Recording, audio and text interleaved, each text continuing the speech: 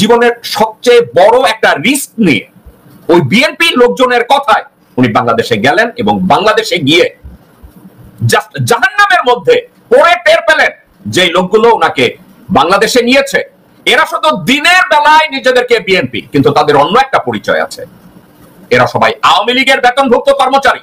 এই যে 5ই আগস্টের পরে অনেক বড় বড় নেতার এখন এক কথা বলে, 3 দিন পর আরেক কথা বলে, আবার 6 দিন পর আরেক কথা বলে। এদের চরিত্র বোঝা হয়ে গেছে। সবচেয়ে বেশি বুঝছে ডক্টর ইউনূস স্যার।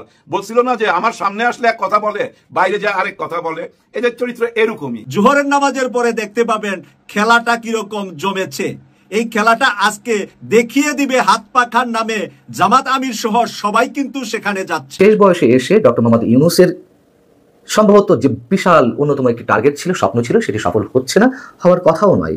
দেশের রাজনীতি একসময় ছিল আদর্শ মতবাদ আর সংগ্রামের, এখন যেটা রাজনীতি হয়ে উঠেছে ব্র্যান্ডিং এর এক বিরাট মঞ্চ, যেখানে আদর্শের চেয়ে প্রতীকের সাউন্ড বেশি জরুরি। ঠিক যেমন সিনেমা হলের টয়লেট প্রক্ষালন কক্ষ থেকে ওয়াশরুম হয়ে যায়, কারণ ওয়াশরুম শুনতে ভালো লাগে। বিএনপিকে বেকায়দায় ফেলার সবচেয়ে সহজ কাজটা হচ্ছে স্থানীয় সরকার নির্বাচন ঘোষণা করে নেওয়া। তাহলে কি হবে? বিএনপির আর কোনো কন্ট্রোল থাকবে না। লাভবান হবে কারা? লাভবান হবে নতুন রাজনৈতিক দল এনসিপি। হাসনাত আব্দুল্লাহকে পিনাকি ভট্টাচার্য একটা বিরাট স্বীকৃতি দিয়েছেন, এটা খুব তাৎপর্যপূর্ণ। আসসালামু আলাইকুম প্রিয় দর্শক, যে সকল ভিডিও ফুটেজগুলো দেখলেন এতে করে নিশ্চয়ই বুঝতে পেরেছেন আজকের ভিডিওটা কতটা গুরুত্বপূর্ণ হতে চলেছে। তাই ভিডিওটি না টেনে সম্পূর্ণ ভিডিও দেখার আহ্বান করছি। কথা না বাড়িয়ে চলুন ভিডিওটি দেখতে থাকি। আর হ্যাঁ, আপনি যদি এই চ্যানেলে নতুন হয়ে থাকেন তাহলে চ্যানেলটি সাবস্ক্রাইব করে পাশে থাকা বেল আইকনটি অন করে দিন। আর যদি সাবস্ক্রাইব করে থাকেন তাহলে আপনাকে অসংখ্য ধন্যবাদ। এই লোকটা এখন আপনাদের সামনে এনে আমার সাথে কথা বলে এই লোকটাকে আমরা জিজ্ঞাসাই করতে পারি যে কি পরিস্থিতিতে আপনি এ ধরনের একটা দুর্বল পরিকল্পনা নিয়ে কতগুলো লোককে জাস্ট বিশ্বাস করে কেন নিজের এই দুরবস্থা ডেকে আনলেন। আমি শুধু এই কথাটাই তার কাছ থেকে আমি জানতে চাই। উনি বহুবার চিন্তা করেছে উনি কারোর সাথে কথা বলবে কিনা, কারণ ওনার এই মুহূর্তে ওনার কোনো ক্রেডেনশিয়াল নাই, ওনাকে কেউ বিশ্বাস করবে না। রীতিমতো এই বিএনপি নামধারী হারামজাদারা এই লোকটাকে জাস্ট রোডেন বানায় দিছে, পচায় দিছে। এই লোকটার আর কোনো দেশের জন্য কাজ করতে গিয়ে লোকটার এখন আর কোনো অস্তিত্ব নাই। কেউ তাকে টাচ করবে না, কেউ তাকে নিয়ে কথা বলবে না। সে কেন ওখানে গেছে সেই সত্য কেউ উদ্ঘাটন করবে না। দর্শক বৃন্দ, আমার একটা বদনাম আছে, আমি গালিগালাজ করি, আবার আমার সম্পর্কে একটা ধারণাও আছে। আমি একটা সত্যকে জানতে চাই, একটা সত্যকে উপস্থাপন করতে চাই। ওই সত্যটা কতটা জনপ্রিয় আমি এটা নিয়ে মাথা ঘামাই না, কারণ জনপ্রিয়তার মাপকাঠি দিয়ে একটা সত্যকে জানা যায় না। একটা সত্যকে যখন আপনি উপরে নিয়ে আসবেন, যারা সত্যান্বেষী তারা ওটা বিশ্বাস করবে, আর যারা সত্যকে গ্রহণ করতে পারে না, সত্যকে ধারণ করার ক্ষমতা নাই, চরিত্র নাই, উদারতা নাই, তারা কোনোদিনই এটা বিশ্বাস করবে না।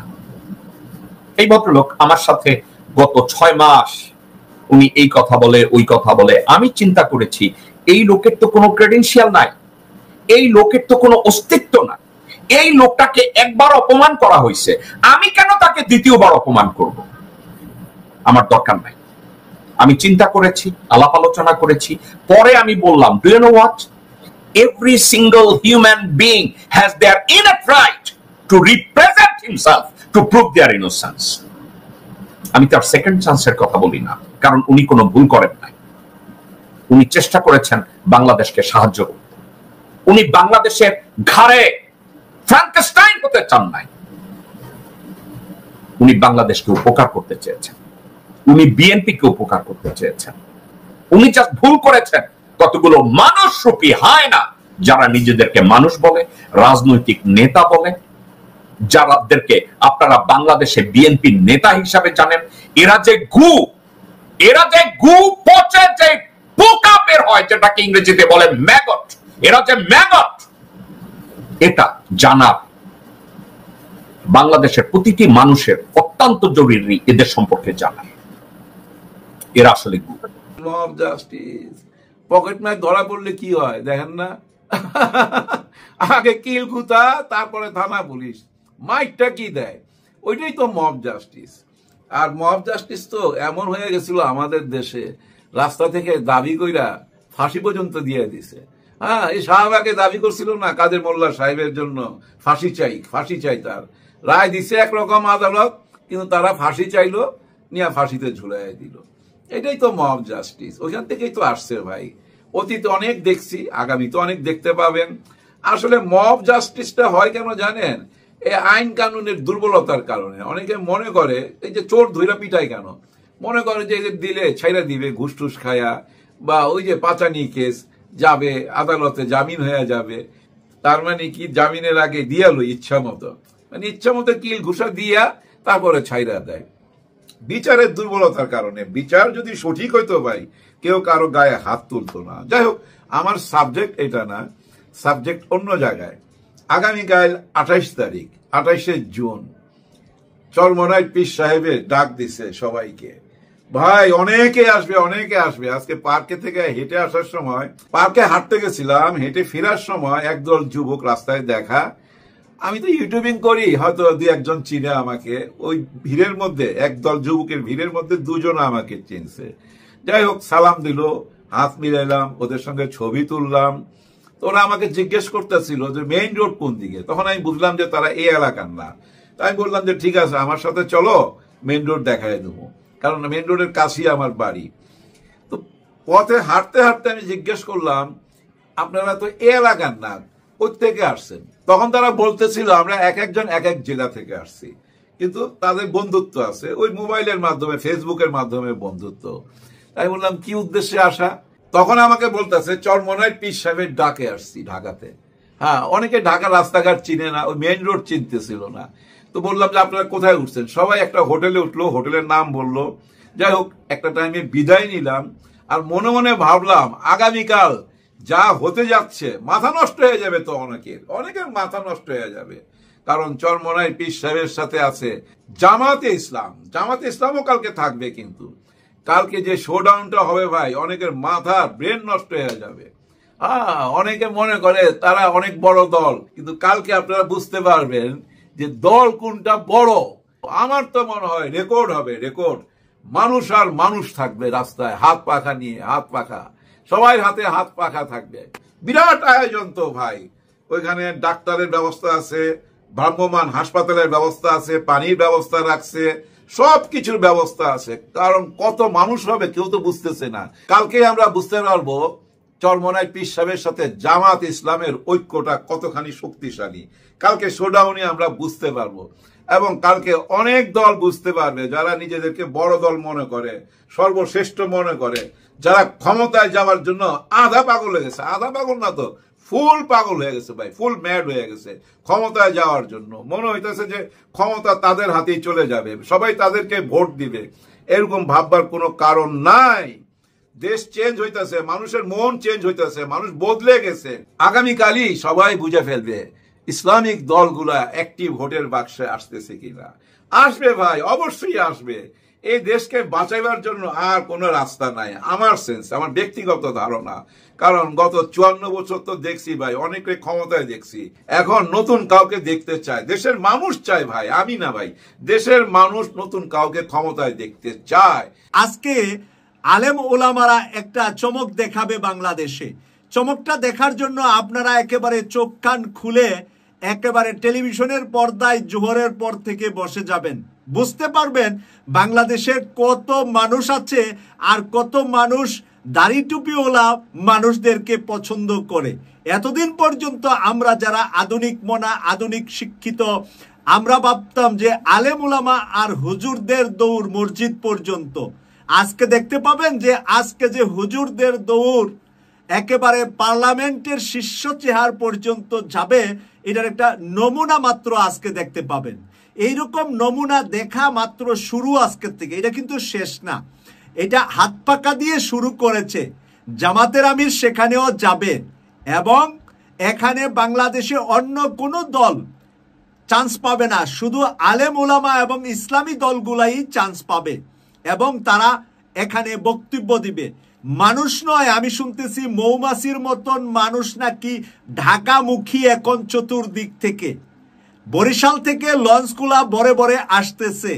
চাঁদপুর থেকে লঞ্চ ভরে আসতেছে, অন্যান্য জেলাগুলা থেকে ট্রেন, বাস, যেই ধরনের যানবাহন আছে তা অনেক এসে পৌঁছে গিয়েছে অলরেডি, এবং অনেকে অনেক দূর থেকে এসে ঢাকার হোটেলগুলা ফিল আপ, এবং কেউ কেউ আত্মীয় স্বজনের বাসা বাড়িতে এসে আগের দিনই রেস্ট নিচ্ছেন, শনিবার দুপুরে খেলাটা দেখার জন্য শুক্রবারই ঢাকা চলে এসেছেন।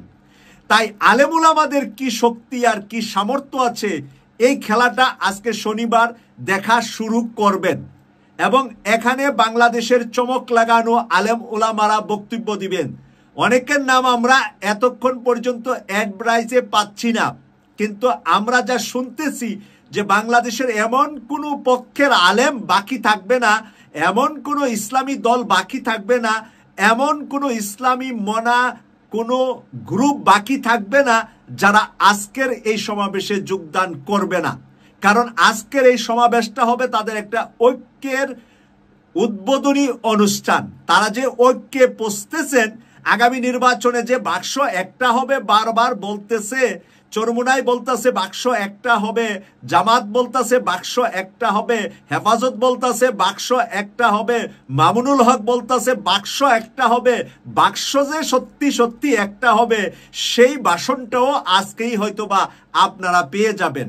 আজকেই হয়তোবা আলেম ওলামারা ঐক্য হয়ে ঘোষণাটা দিয়ে দিবে যে আমরা ঐক্য হয়ে গিয়েছি অলরেডি। আলেম ওলামারা ঐক্য অলরেডি হয়ে গিয়েছে। আজকে থেকে তারা শুরু, নির্বাচনের দিন পর্যন্ত এই ঐক্যের ভিতরে শুধু প্লাস প্লাস প্লাস প্লাস দেখবেন, শুধু বাড়বে ঐক্য দেখবেন, মাইনাস দেখবেন না। আজকে থেকে শুরু, জাতীয় সংসদ নির্বাচনের দিন পর্যন্ত শুধু দেখবেন তাদের সাথে গিয়ে বহু রাজনৈতিক দল ধর্ণা ধরবে, আমরা আপনাদের সাথে কোনো সিট লাগবো না, শুধু আপনাদের সাথে থাকতে চাই। বহু রাজনৈতিক দল বলবে শুধু আপনাদের সাথে একটু মঞ্চে দাঁড়াইয়া ছবি উঠাইতে চাই, আমাদেরকে সংসদে কোনো আসন দিতে হবে না, আমাদের যারা আছে সবাই আপনাদেরকে ভোট দিবে। কারণ আমরা বললেও আমাদের বউ বাচ্চারাও আমাদের কথা শুনবে না, আমাদের বউ বাচ্চারাও আপনাদেরকে ভোট দিবে। কারণ এই গণজোয়ার বাংলাদেশে শুরু হয়ে গেছে। এই গণজোয়ার আজকের থেকে দেখার জন্য প্রস্তুতি নিয়ে নেন। আমরা কিন্তু ঈদের আগে বড় ভাইকে দেখছি একটা সমাবেশ করেছে, লন্ডন থেকে বড় ভাই এমন মানুষ দেখা এমন পাগল হয়েছে, বড় ভাই বলা ফেলছে ডিসেম্বরেই নির্বাচন দিতে হবে, বড় ভাই ডিসেম্বরেই নির্বাচন দিতে হবে, যেমনটা সেনা প্রধান বলেছিল ফেব্রুয়ারির 25 তারিখ। কিন্তু বড় ভাই ডক্টর মোহাম্মদ ইউনূস স্যারের সাথে বসে লন্ডনে বলতাছে কি ফেব্রুয়ারিতে দিলেই চলবে। এক সপ্তাহ পার না হইতে হইতে ডিসেম্বর থেকে 2 মাস পিছাইয়া ফেব্রুয়ারিতে চলে গেছে। আর ইউনূস সাহেব বলছে যদি সব রেডি হয় তাহলে তো কোনো সমস্যা নাই। এই যে তাহলে তো কোনো সমস্যা নাই, এই কথাটা যে কত বেশি আঠার মতো লম্বা, এই কথার অর্থ যে কত লম্বা। সুইংগাম খেয়ে ওই জিব্বার ভিতরে দেখবেন বাচ্চারা টানতে টানতে 1.5 হাত বাইর করে ফেলে, এত বড় একটা সুইংগাম রে, এই ছোট্ট একটা সুইংগাম রে টাইনিয়া কত লম্বা করে। ডক্টর মোহাম্মদ ইউনূস বলেছে যে সকল বিচার সবকিছু শেষ হইলে ফেব্রুয়ারি হইতে তো কোনো সমস্যা নাই, তার আগেও হইতে পারে পরেও হইতে পারে, কিন্তু এটা লম্বাটা কতটুকু হবে। ওই যে হাসিনার 12 জন মন্ত্রী, 2 জন উপদেষ্টা সহ 12 জন এখন খাসার ভিতরে আছে, যারা প্রতিদিন প্রতি সপ্তাহে আন্তর্জাতিক অপরাধ ট্রাইব্যুনালে হাজিরা দেয়। 10 জন মন্ত্রী, 2 জন উপদেষ্টা, 12 জন। এছাড়া 100-র বেশি এমপি বড় নেতা বাংলাদেশের কারাগারে আছে। আমরা দেখতেছি যে প্রায় প্রতিদিনই কোনো না কোনো মহিলা এমপি, পুরুষ এমপি আটকাইয়া যাচ্ছে। তো সেই কারণে ডক্টর মোহাম্মদ ইউনূস ওই যে সুইংগামটা যেরকম বাচ্চারা লম্বা করে, ওনার বিচারটাও কিন্তু এরকম লম্বা। তাই বিচারটা শেষ না করে নির্বাচন দিয়ে ফেলবে। এই আলেম ওলামারা ঢাকা শহর ব্লক দা বসা যাবে, ইউনূস সাহেব গড়তে বাড়িতে পারবেন না, আগে বিচার পরে নির্বাচন। ইউনূস সাহেব আপনি গড়তে বাইরিলে খবর আছে, আগে আপনি বিচার করেন। আপনারে বসাইছি আমরা বিচারের জন্য, পরে নির্বাচনের জন্য। প্রিয় দর্শক, সম্পূর্ণ ভিডিওটি দেখার জন্য আপনাকে ধন্যবাদ। ভিডিওটি দেখে কি উপলব্ধি করতে পারলেন তা কমেন্টে লিখুন। ফিরছি আগামী কোনো ভিডিওতে নতুন কোনো টপিক নিয়ে। ততক্ষণ পর্যন্ত ভালো থাকবেন, সুস্থ থাকবেন, এই শুভকামনায় আজ এ পর্যন্তই। আল্লাহ হাফেজ।